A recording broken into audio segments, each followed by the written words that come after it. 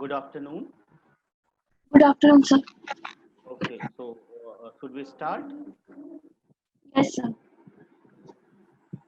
So, at the day, uh, the topic was electric field due to a uniformly charged spherical cell. I had taken one spherical cell in this way, and I also had taken that the distance is radius is r, a point is taken p outside, whose distance is taken is small r from here. So, at an external point,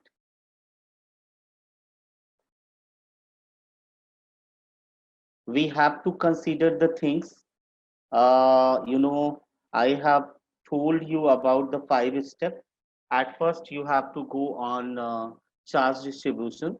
So, when you give the charge, I have told that this charge will be distributed uniformly over the surface of this sphere, and that's why this one will be surface charge density, and you can write it as sigma is equal to, here charge will be known to you, and 4 pi r square will be the area. Now, second step is to consider the Gaussian surface. So if you want to draw the Gaussian surface, you know that the property of Gaussian surface, what is it? It will be symmetric to the charge distribution, passes through the point, and enclosing, इसको बंद करता हुआ. So this one is a Gaussian surface. Gaussian surface भी sphere ही होगा, और sphere हर जगह एक जैसा होता है, इसलिए इसका कोई क्या बोलेंगे, हमने पार्ट्स जो बोला था कि आप पार्ट्स डिसाइड करेंगे, इसका हर जगह पे एक ही जैसा होगा. So no parts will be taken. अब आप इसका नेक्स्ट स्टेप लेंगे टुकड़ा, जिसका ds दिखाएंगे. ds will be outside,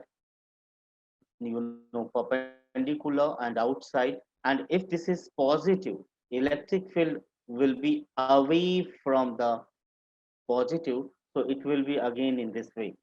So by Gauss's law,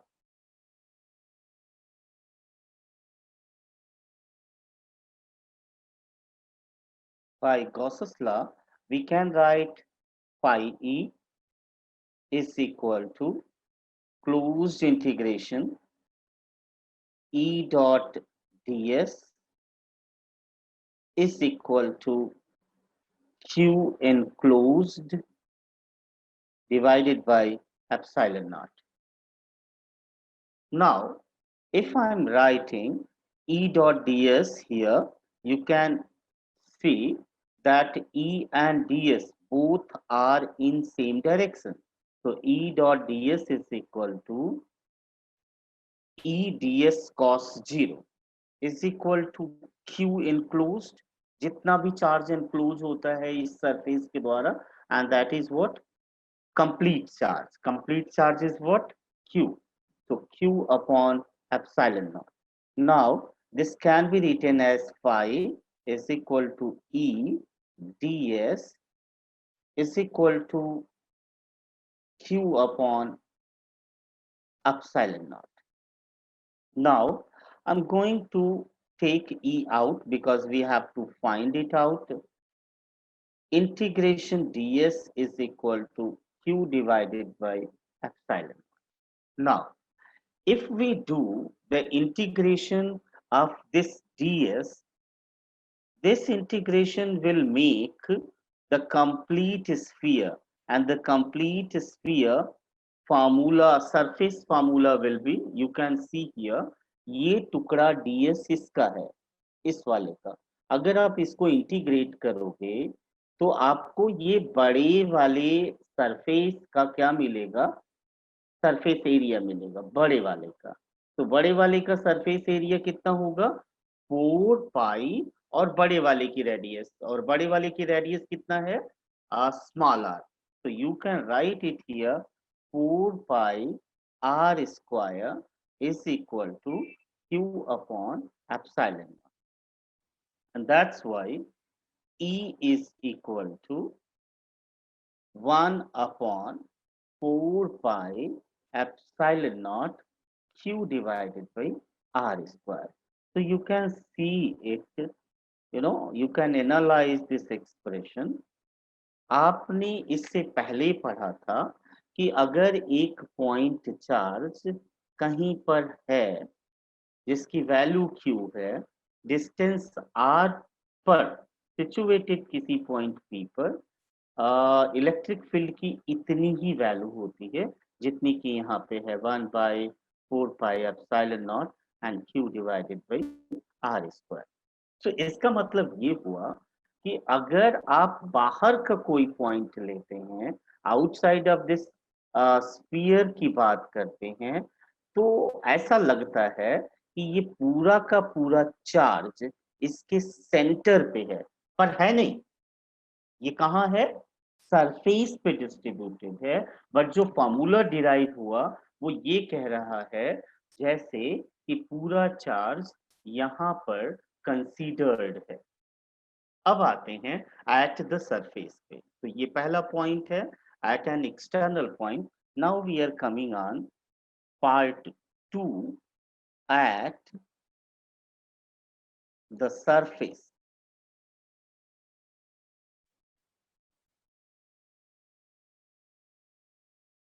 of the sphere.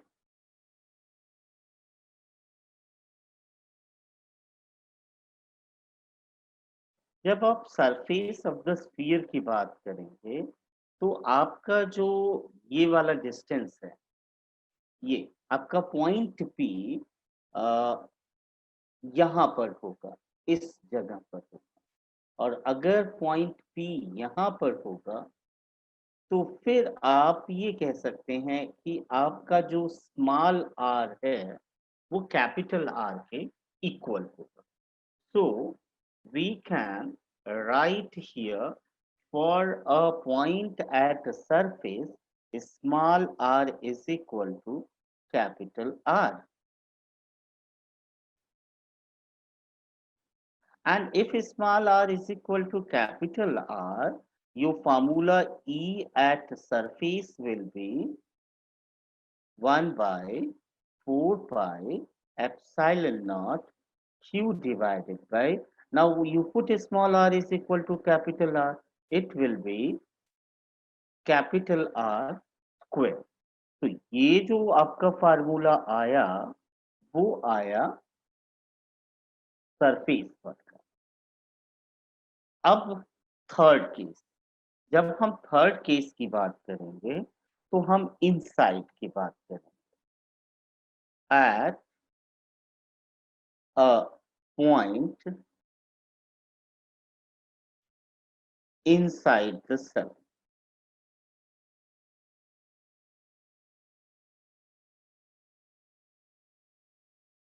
तो अगर आप इनसाइड द सेल की बात करेंगे तो आप देखेंगे कि आपका जो पॉइंट है वो इधर कहीं पे होगा, यहाँ पर कहीं पे होगा, और इस समय जो R होगा वो कैपिटल R से छोटा होगा। और तब आप ये करेंगे कि for this one small r is less than R। ऐसे में गॉसियन सरफेस खींचते हैं, गॉसियन सरफेस। तो बेटा देखते हैं कैसे खींचा जाएगा। सिमेट्रिक होना चाहिए चार्ज डिस्ट्रीब्यूशन के। तो ये पॉइंट है आपका, यहाँ से होके जाना चाहिए गॉसस लॉ, अरे गॉसियन सरफेस, और वो हमने खींच लिया। ठीक है, अब इस गॉसियन सरफेस को देखिए, ये है तो स्फेरिकल, क्लियर है, लेकिन क्या इसके अंदर कोई चार्ज एनक्लोज हुआ? क्या चार्जेस तो यहाँ है, यहाँ है, यहाँ है, यहाँ है, यहाँ है, there is no charge enclose. तो अभी आप यहाँ पर ये लिखोगे कि the Gaussian surface will enclose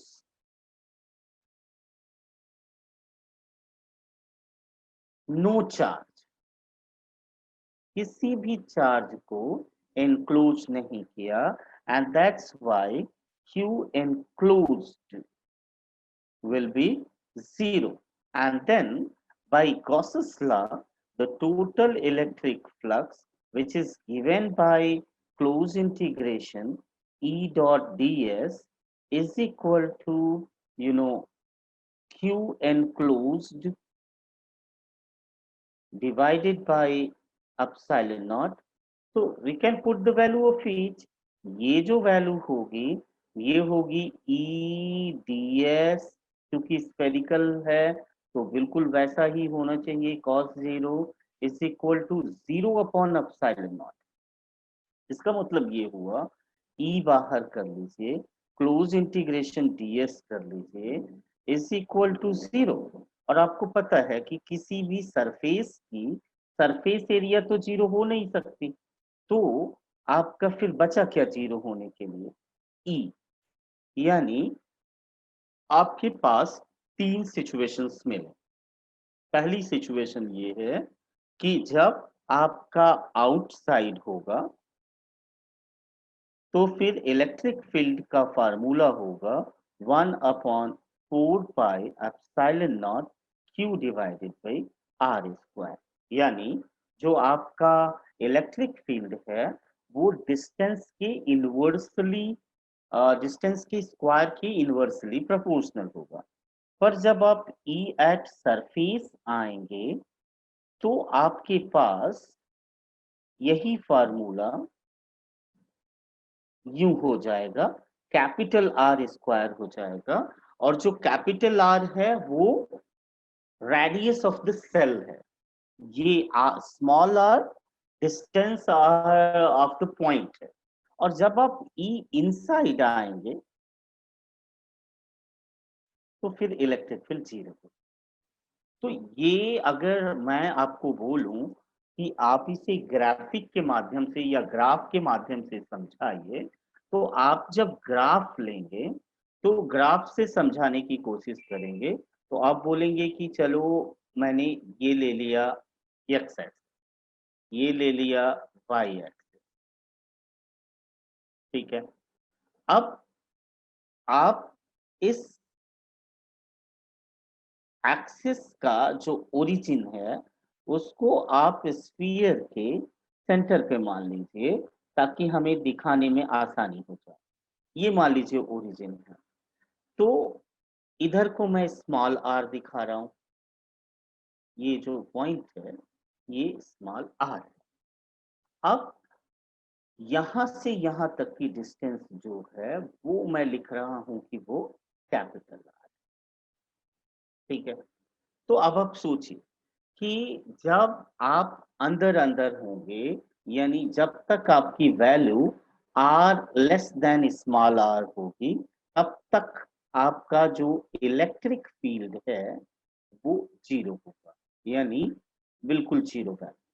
देखिए जैसे ही आप सरफेस पे पहुंचेंगे इसकी वैल्यू हो जाएगी 1/4 पाई एप्सिलॉन नॉट। तो जब small r is equal to capital R है, ये वाली सिचुएशन, तब आपका E का जो वैल्यू होगा वो होगा E is equal to 1/4 pi epsilon naught Q divided by capital R square. यहाँ पे Q भी कांस्टेंट है, कैपिटल R भी। इसके बाद जो कुछ भी होगा उसका ग्राफ यूं बनेगा, यूं, ठीक है। तो ये रहा ग्राफ यूं, फिर सडन जंप, और फिर ऐसे। ये हुआ E वर्सेस R का graph for a spherical shell. मैं आपको कल बता चुका हूं कि स्फेरिकल सेल का ये फार्मूला, ये रिजल्ट इन बातों पे निर्भर करेगा। स्फेरिकल सेल किन किन बातों पे होगा? या तो वो नॉन कंडक्टिंग हो, तब भी यही फार्मूला चलेगा,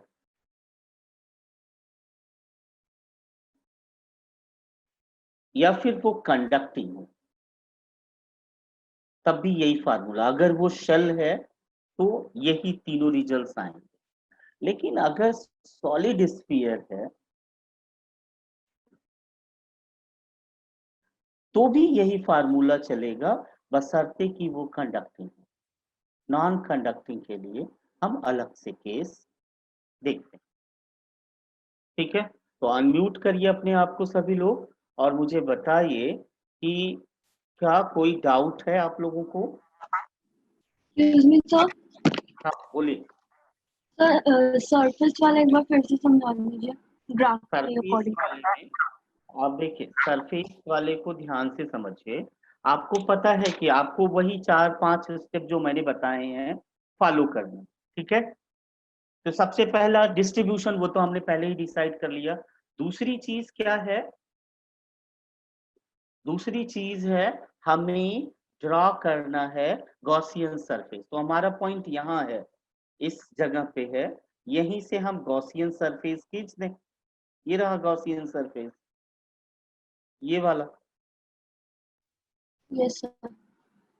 तो अब ये गॉसियन सरफेस की सतह पर जो चार्ज होगा वो भी एनक्लोज्ड ही माना जाएगा। ठीक है, यस सर। तो आप इसे ऐसे कह सकते हैं, सतह या सतह के अंदर के जो चार्ज होंगे। अब आप ये लिख सकते हैं E dot D S is equal to total charge upon epsilon naught. तो E बाहर हो जाएगा, क्लोज इंटीग्रेशन डी एस भी कितने के बराबर होगा, सरफेस वाले के लिए कितने के बराबर होगा। देखिए E, और ये हो जाएगा 4 pi capital R square is equal to Q upon epsilon naught. तो E is equal to how much, 1/4 pi epsilon naught Q upon R square. मैंने इसको बड़े साइड से कर दिया था, आप ध्यान से देखिए। मैंने क्या कहा कि रिजल्ट जब वैसा ही होगा और small R is equal to capital R, तो स्मॉल आर का मेरे पास फॉर्मूला है, दिख रहा है। Yes sir.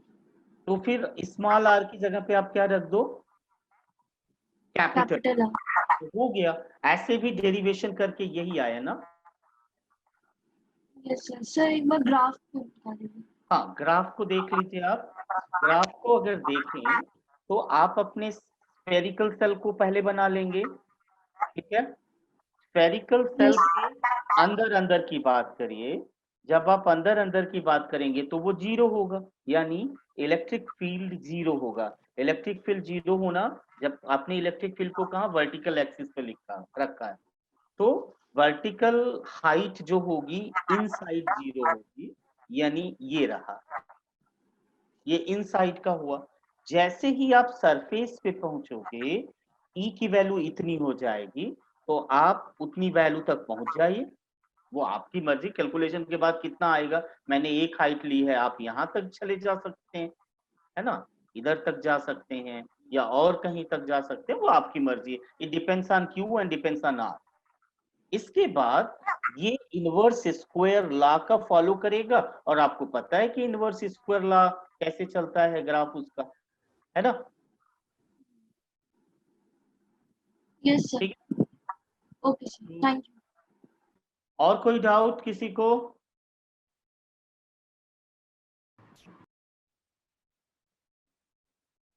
Aditya, yes sir. Doubt. नहीं सर, थोड़ा लेट हो तो अभी बस एक बार वही कर रहा हूँ, फिगर कर रहा हूँ। कोई नहीं, देख लो एक बार। तो अब मैं क्वेश्चन पे चलता हूं, चैप्टर ओवर हो गया। ठीक है, चैप्टर ओवर हो गया। अभी हम गॉसेस लॉ पे जितने न्यूमेरिकल्स हैं, हम उतने न्यूमेरिकल्स ट्राई करने चलते हैं। देखिए, इमेज लेते हैं और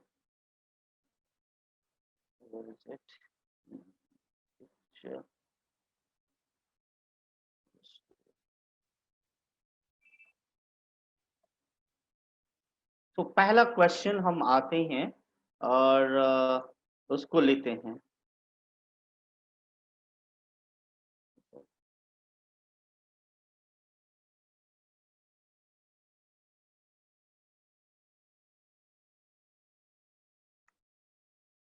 See, this is the question of your book, NCERT book. This is the question. What is it? The electric field component is given by Ex is equal to alpha x power E is equal to alpha x power half. Ey and Ez is equal to 0, in which alpha is equal to 800 Newton per coulomb meter power half. Calculate the total flux. आप बस question को समझिए, क्योंकि अभी मैंने zoom कर रखा, minimise करूंगा तो क्वेश्चन आपको थोड़ा कम दिखेगा, विजिबल होगा। तो बस आप ये समझिए कि कोई भी इलेक्ट्रिक फील्ड है अगर हमारे पास, तो इलेक्ट्रिक फील्ड के पास 3 कंपोनेंट होंगे। एक होगा Ex, कितना है वो, अल्फा x पावर हाफ है। Ey होगा जो कि 0 है, और Ez है जो कि 0 है। आपको पता है किसी वेक्टर क्वांटिटी के 3 कंपोनेंट होते हैं, आप उसको लिखते हैं Ex I cap plus Ey j cap plus Ez k cap, ऐसा लिखते हैं आप लोग, ठीक है ना। लेकिन यहाँ पर Ey Ez 0 है, इसका एक ही मतलब है कि जो मेरा इलेक्ट्रिक फील्ड है वो अलोंग x एक्सिस है। अब अगर मेरा x माइनस है तो इसकी वैल्यू कुछ और होगी, और अगर मेरा x प्लस है तो इसकी वैल्यू कुछ और होगी, ठीक है। अब वो देखना है मुझे कि ये क्या लिखा हुआ है। The electric field component are Ex, Ey, Ez, alpha is this one. Now, find the total flux. आपको total flux calculate करना है कि क्या होगा, और एक बार जब total flux निकल आएगा तब आपको बताना है कि कितना चार्ज enclosed है। तो अब हम इसे सॉल्व करने जाते हैं। मैं अपने जूम आउट को जूम इन करता हूं।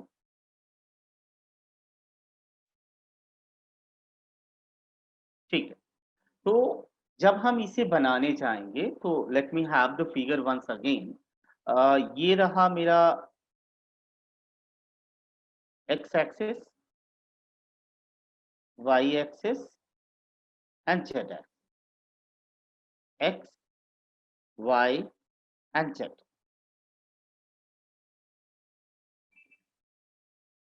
ये ओरिजिन है। ये कहा जा रहा है कि मेरा जो क्यूब है उस क्यूब का साइड A है, और वो यहां से भी A डिस्टेंस पे है।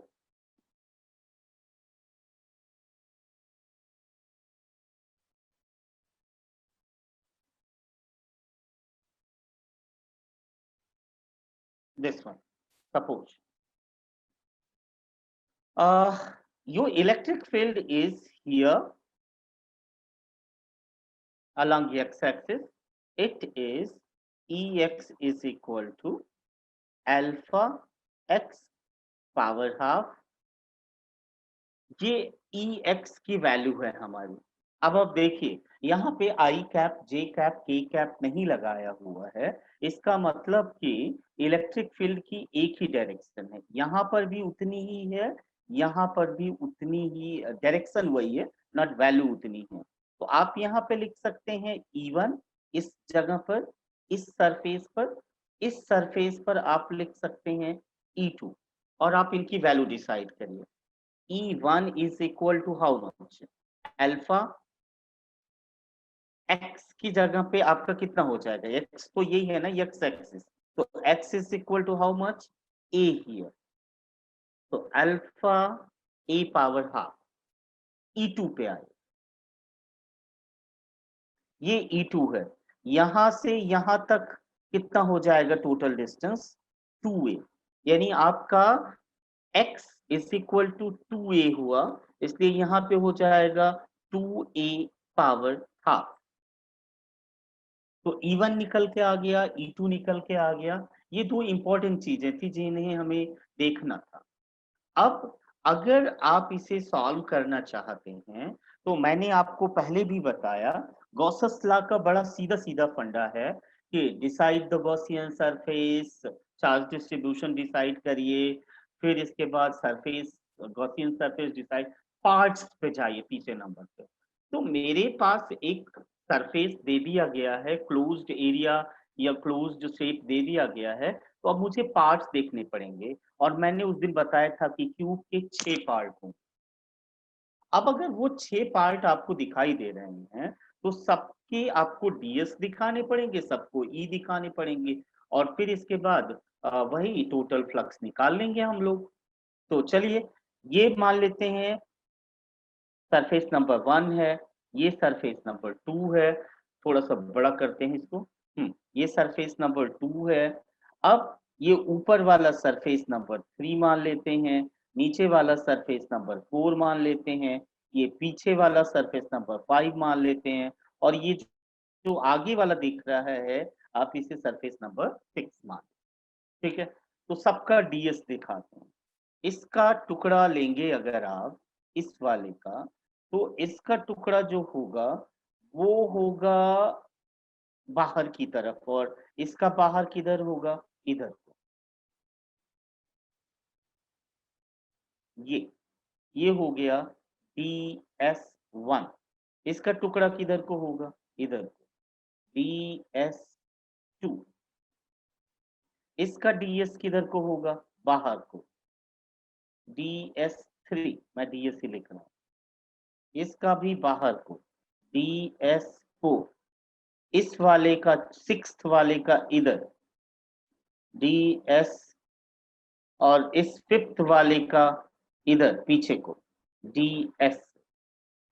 सबका ई देखिए, यहाँ पर ई एक ही एक्सिस पे है, एक्स एक्सिस पे, तो E1 का इधर हो गया, E2 का इधर हो गया, यहाँ पर भी ई इधर को ही होगा, यहाँ पर भी ई इधर को ही होगा, इस जगह पर भी ई इधर को ही होगा, और इस जगह पर भी ई इधर को ही होगा।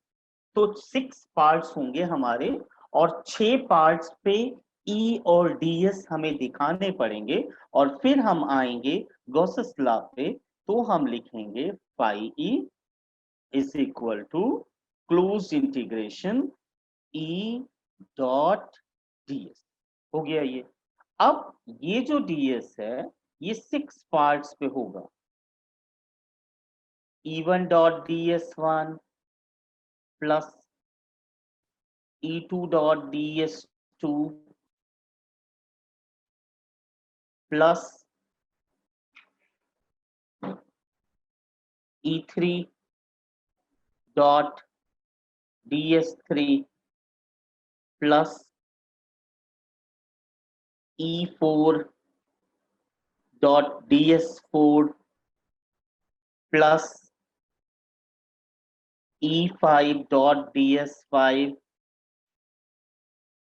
Plus E6 dot DS6। मैंने सबको अलग अलग लिख दिया।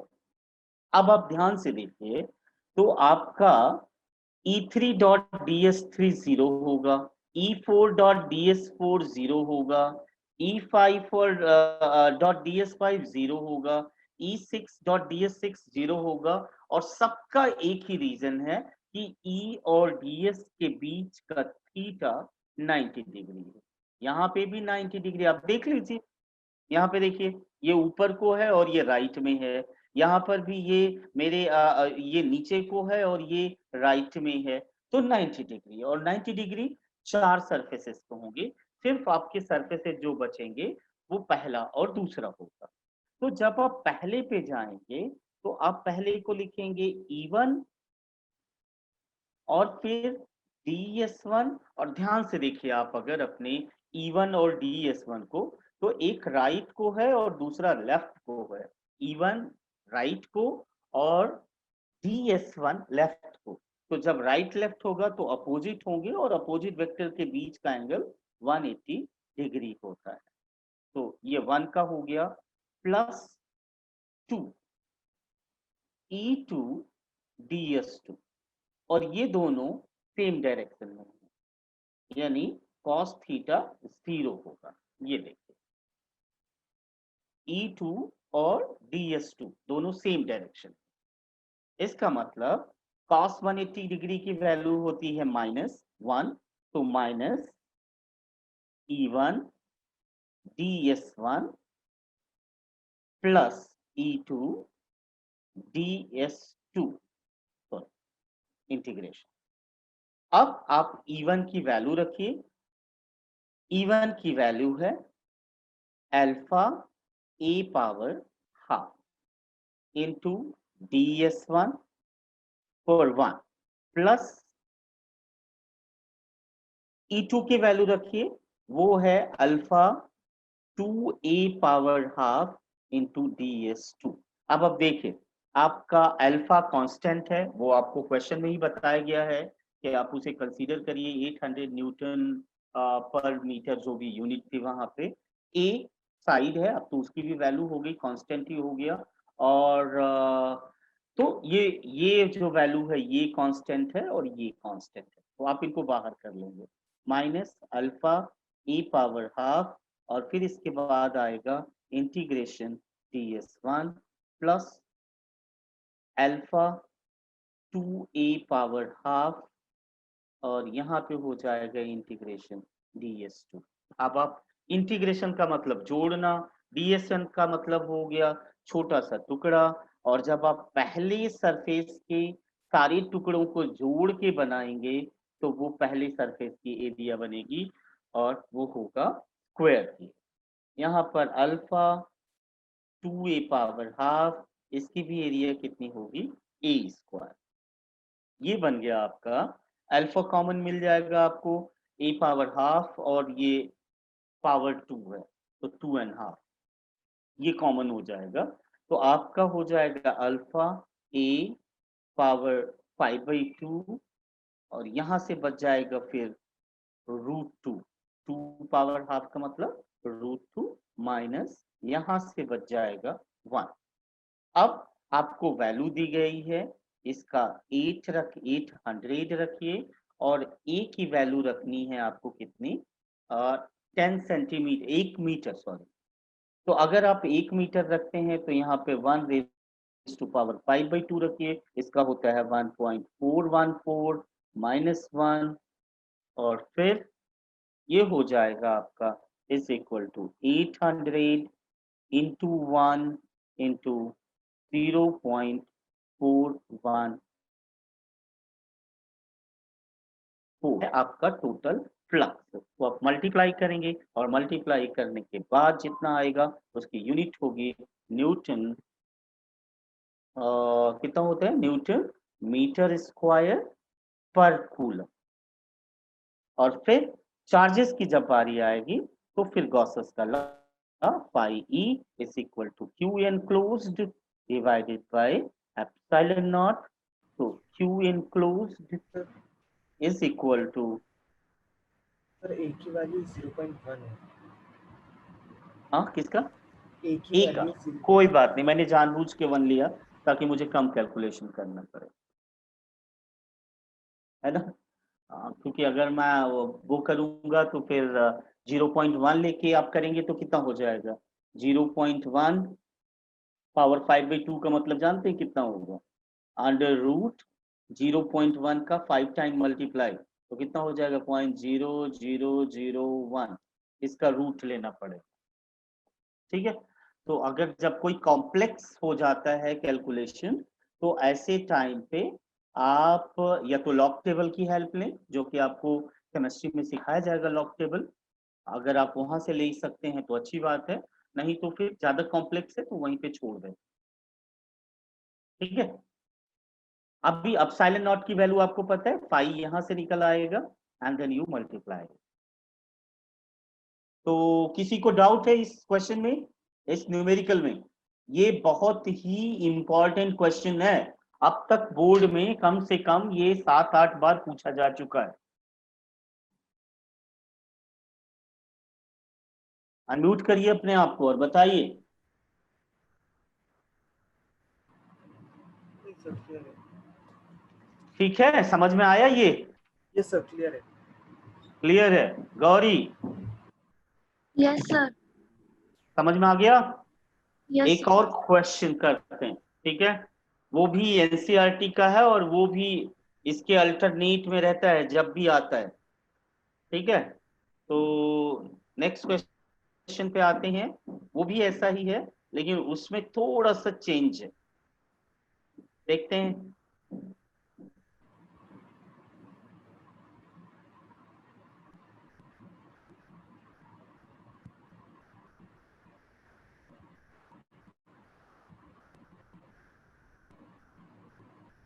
ये क्वेश्चन, इस क्वेश्चन को ध्यान से देखिए और समझिए कि इसमें लिखा क्या गया। And electric field is uniform. तो एक चीज आपको बता दी गई कि आपकी जो फील्ड है वो यूनिफॉर्म, मतलब हर जगह उसकी स्ट्रेंथ सेम रहने वाली है। And in positive x direction, if x is positive. अब मामला चेंज हो रहा है। पिछले में था कि सब कुछ एक ही एक्सिस पे था, sorry, along right side of the origin था। तो वहां पे हमने दोनों को एक ही जैसा दे रखा था। E1 भी राइट साइड में था और E2 भी किधर था? राइट साइड में था। अभी इस क्वेश्चन में क्या कह रहा है? इस क्वेश्चन में कह रहा है कि अगर x पॉजिटिव रहा तो फिर इलेक्ट्रिक फील्ड किस डायरेक्शन में रहेगी? Electric field will be in positive x direction, ठीक है?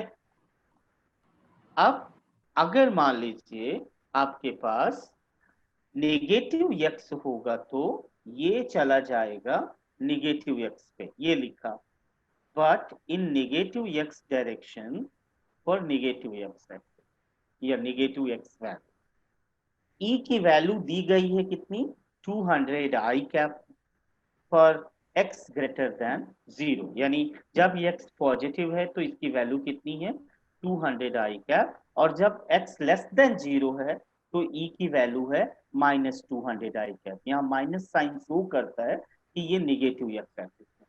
A right circular cylinder of length 20 centimeter and radius 5 centimeter has its center at the origin and its axis along the, sorry,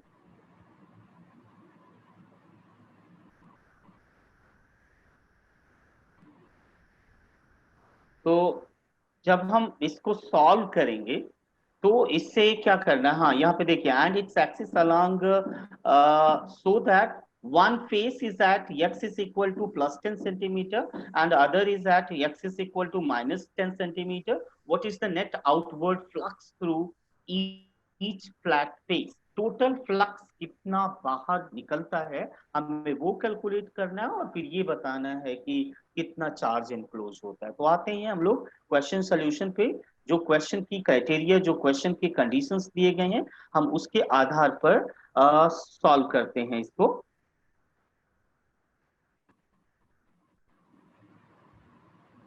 तो सबसे पहले figure बनाएं। Figure बनाने के लिए X axis और वाई एक्सिस लेनी होगी। तो हमने ले लिया X axis and now Y axis.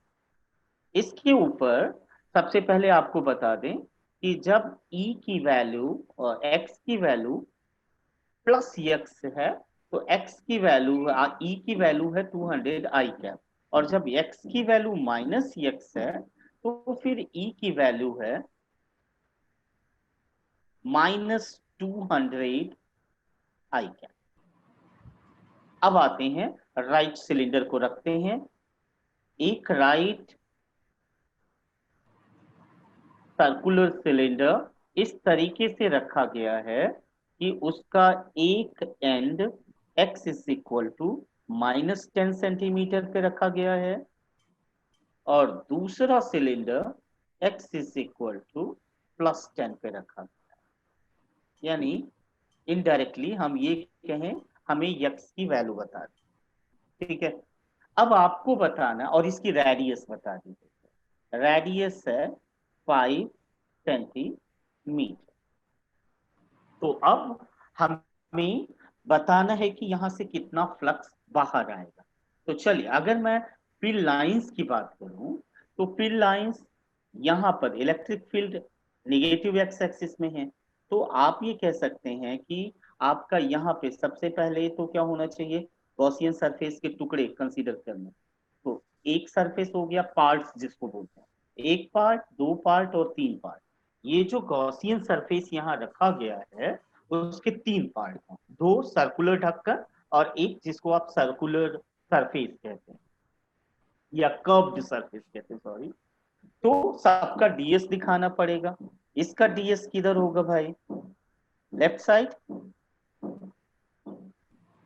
इसका डीएस किधर होगा, राइट साइड।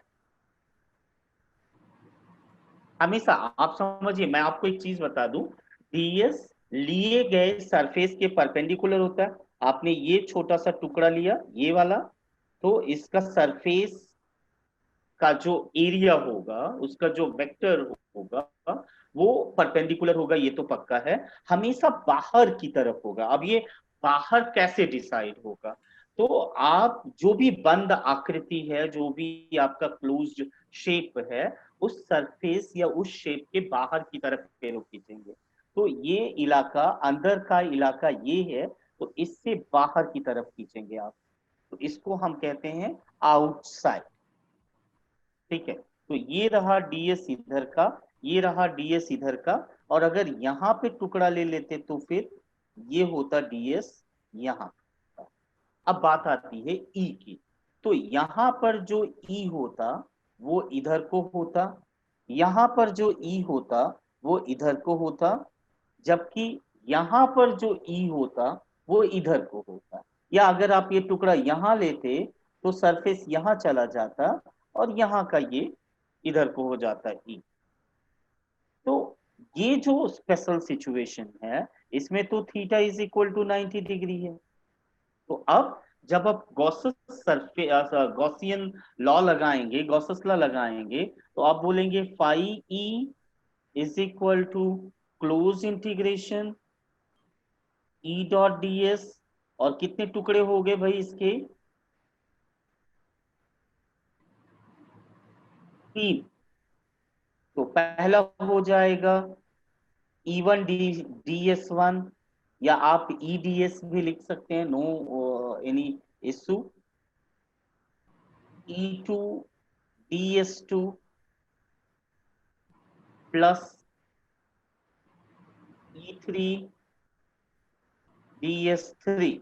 अनम्यूट करिए अपने आप को और बताइए ई वन और डी एस वन वाले केस में कितना एंगल बनेगा।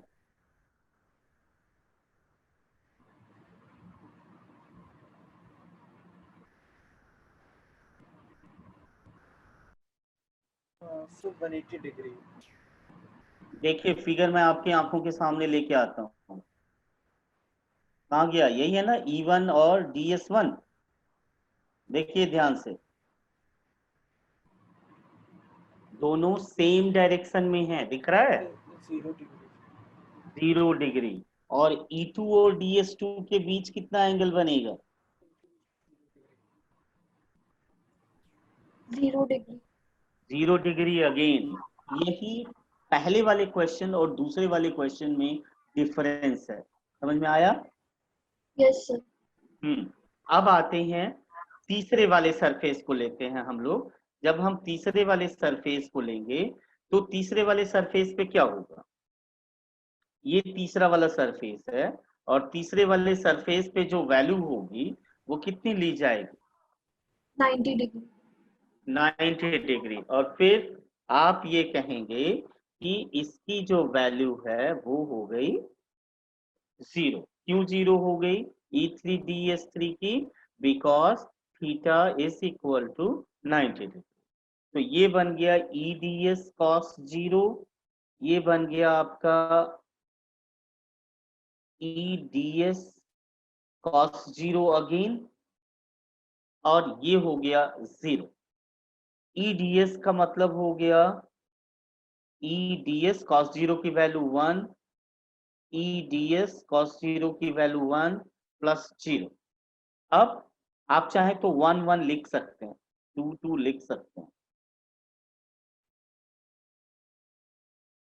अब E1 को आप बाहर कर लीजिए, integration DS1 sorry plus E2 को बाहर कर लीजिए, आप DS2 को अंदर रख दीजिए और बाद में इंटीग्रेट कराएं। जब आप इंटीग्रेट कराएंगे तो E1 की वैल्यू कितनी है भाई, पहले तो लिख लेते हैं, बाद में वैल्यूज रखेंगे। DS1 का मतलब क्या होगा, पाई आर स्क्वायर प्लस E2, और DS2 का मतलब भी क्या होगा, पाई आर स्क्वायर, क्योंकि दोनों की ही सरफेस एरिया इक्वल है, इसलिए ये हो जाएगा आपका E1 plus E2 into pi R square. Put the value, E1 की वैल्यू है आपकी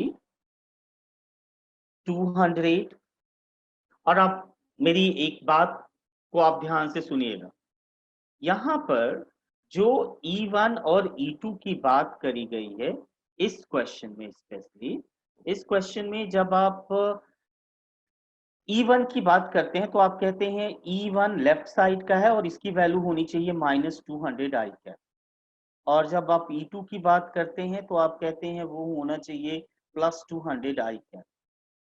यहाँ पर जो माइनस है और जो आई कैप है ये दोनों मिलके डायरेक्शन दिखाते हैं, और इसीलिए हम क्या करते हैं, इनको डायरेक्शन में एरो से दिखा दिया। अब मेरे को मतलब सिर्फ इस 200 से, तो यहाँ पे बन जाएगा कितना, 200 plus 200 into pi R square, और आर की वैल्यू है 5 सेंटीमीटर, तो ये बन जाएगा 400 into 3.14 into 0.05 whole square. So what will be the multiplication, Newton meter square per coulomb, ये हो जाएगा आंसर। और फिर आपको चार्ज निकालने को वही आप साइलेंट नॉट का मल्टीप्लाई कर देंगे फ्लक्स में, तो आपका चार्ज निकलना आएगा। ठीक है, इसमें कोई doubt?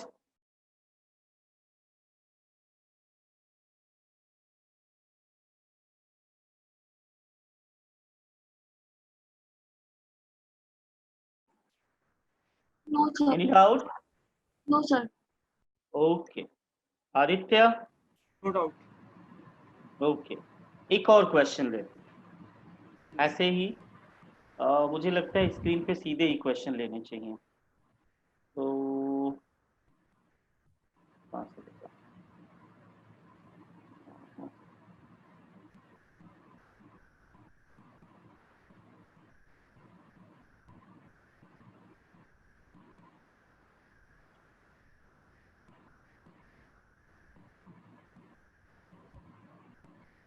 Now the question number third, next one, it is here.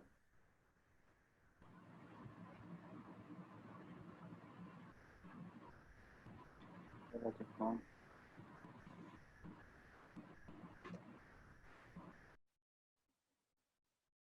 नहीं दिख रहा है, कोई नहीं, ऐसे ही ले लेते हैं।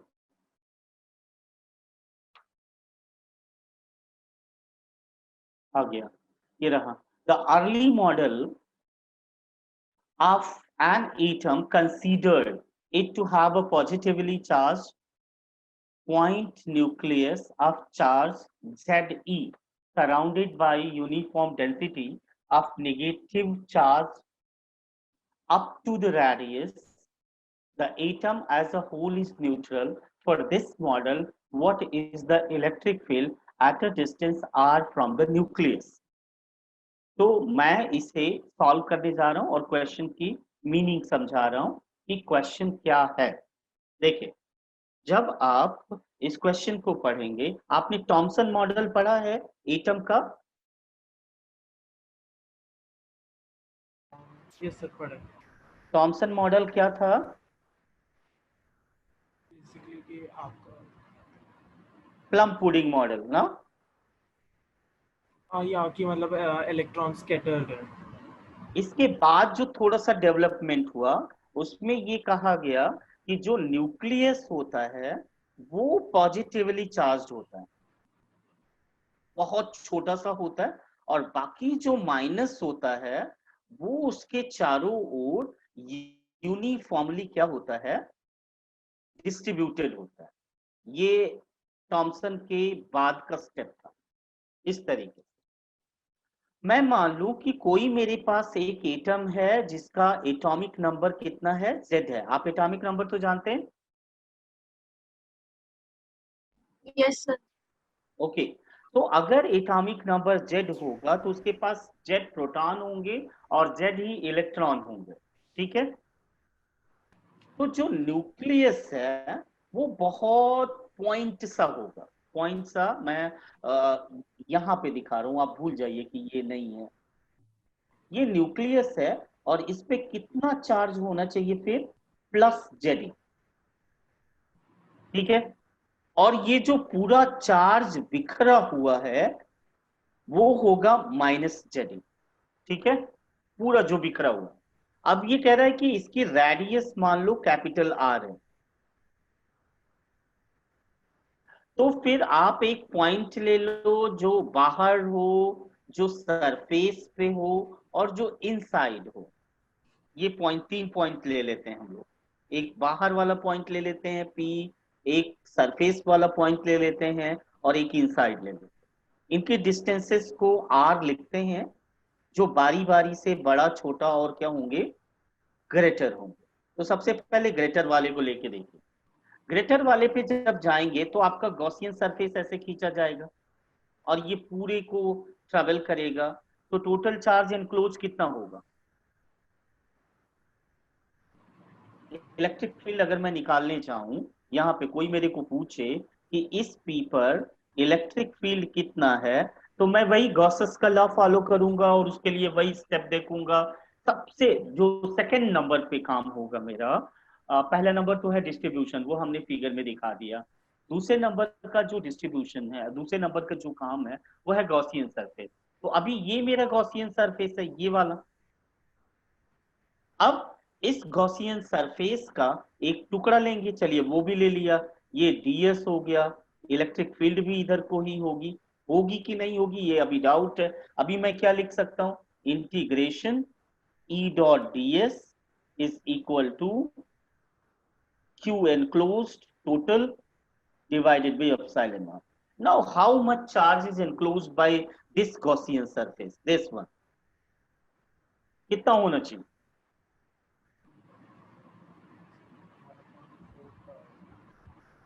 बताइए। ये आपको दिख रहा है प्लस जेडी है, आपको दिख रहा है माइनस जेडी है। ये दोनों इनक्लोज्ड हैं, इसलिए कितना हो जाएगा? Plus ZD minus ZD divided by epsilon naught is equal to how much? 0। तो डॉट प्रोडक्ट अगर 0 के इक्वल है तो ई कितना हो जाएगा? 0। यानी किसी भी एटम के द्वारा अपने बाहर कोई भी इलेक्ट्रिक फील्ड प्रोड्यूस नहीं किया जाता। इवन एट द सरफेस भी यही हाल होगा। ठीक है। लेकिन जब इनसाइड जाएंगे तो फिर आपका जो गॉसियन सरफेस होगा वो ये होगा। अब इस गॉसियन सरफेस के अंदर जेडी तो पूरा आएगा प्लस वाला, माइनस वाला पूरा नहीं आएगा। तो उसको कंसीडर करना पड़ेगा और ये बहुत ही इंपॉर्टेंट है। अब समझिए कि आपका जो माइनस जेडी है वो पूरा का पूरा क्या हो रहा है? वॉल्यूम में डिस्ट्रीब्यूट हो रहा है, माइनस वाला। तो आप कह सकते हैं minus negative charge is distributed in the volume.